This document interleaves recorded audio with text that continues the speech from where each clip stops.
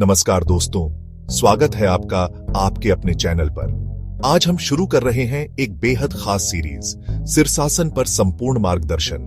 दोस्तों, शीर्षासन को योग की दुनिया में किंग ऑफ आसनस कहा गया है। यह सिर्फ एक आसन नहीं, बल्कि ध्यान, संतुलन और आंतरिक शक्ति का प्रतीक है। कहा जाता है कि जो इंसान शीर्षासन को अपने जीवन का हिस्सा बना लेता है, वह न सिर्फ शरीर से बल्कि मन से भी मजबूत हो जाता है। लेकिन क्या सच में शीर्षासन उतना ही आसान और लाभकारी है जितना लोग बताते हैं? क्या इसके फायदे सिर्फ दिमाग तक सीमित हैं या पूरे शरीर पर असर डालते हैं? और सबसे बड़ी बात, क्या शीर्षासन हर कोई कर सकता है? इन सारे सवालों के जवाब हम इस सीरीज में विस्तार से जानेंगे। इसलिए दोस्तों, अगर आप भी शीर्षासन सीखना चाहते हैं तो इस पूरे वीडियो को जरूर देखें और हाँ, चैनल को लाइक, शेयर और सब्सक्राइब करना मत भूलें। आज के पहले भाग में हम जानेंगे शीर्षासन का इतिहास और महत्व, क्यों इसे आसनों का राजा कहा जाता है और शुरुआती साधक के लिए कौन सी तैयारियां जरूरी हैं।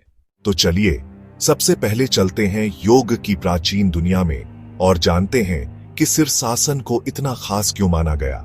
दोस्तों, अगर हम योग की प्राचीन परंपरा की तरफ देखें तो हमें पता चलता है कि योग केवल आसनों का अभ्यास नहीं है, बल्कि यह आत्मा और परमात्मा के मिलन की यात्रा है।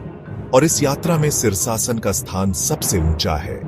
संस्कृत में शीर्ष का अर्थ है सिर और आसन का अर्थ है बैठना या स्थिर होना, यानी सिर के बल किया गया आसन शीर्षासन।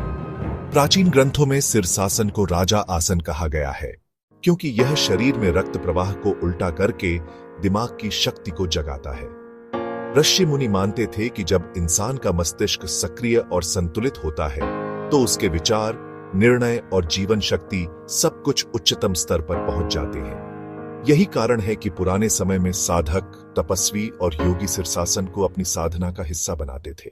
उनका मानना था कि जैसे राजा अपने राज्य को संभालता है, वैसे ही यह आसन पूरे शरीर और मन पर राज करता है। लेकिन दोस्तों, यहाँ एक रहस्य भी छुपा है। कई लोग सोचते हैं कि शीर्षासन केवल शारीरिक अभ्यास है, लेकिन सच्चाई यह है कि यह आसन मानसिक स्थिरता, आत्मनियंत्रण और धैर्य की परीक्षा भी है। और यही कारण है कि अगर आप इस आसन को सीख लेते हैं तो आप सिर्फ अपने शरीर को नहीं, बल्कि अपने मन को भी नियंत्रित कर पाते हैं।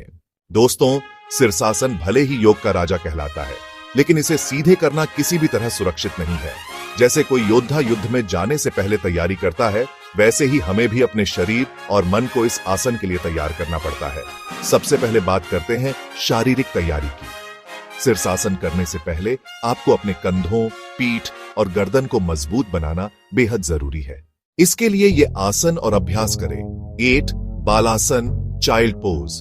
यह आपकी रीढ़ को आराम देता है और मन को शांत करता है। 2 अधोमुख श्वानासन, डाउनवर्ड डॉग पोज। इससे कंधों और पीठ की मांसपेशियां मजबूत होती हैं। 3 डॉल्फिन पोज। यह शीर्षासन की तैयारी के लिए सबसे अच्छा अभ्यास है, क्योंकि यह सीधे कंधों और हाथों पर काम करता है। 4 शोल्डर स्ट्रेच और नेक रोटेशन, ताकि गर्दन लचीली और सुरक्षित रहे। अगर आप रोज इन अभ्यासों को करते हैं तो आपका शरीर धीरे धीरे शीर्षासन के लिए तैयार हो जाएगा। अब बात करते हैं मानसिक तैयारी की। शीर्षासन केवल शरीर का नहीं, बल्कि मन का भी खेल है। जब आप उल्टे खड़े होते हैं तो आपके मन में डर पैदा होता है, गिरने का डर, चोट लगने का डर। इसीलिए जरूरी है कि आप पहले दीवार का सहारा लें और अपने अंदर धैर्य व आत्मविश्वास पैदा करें।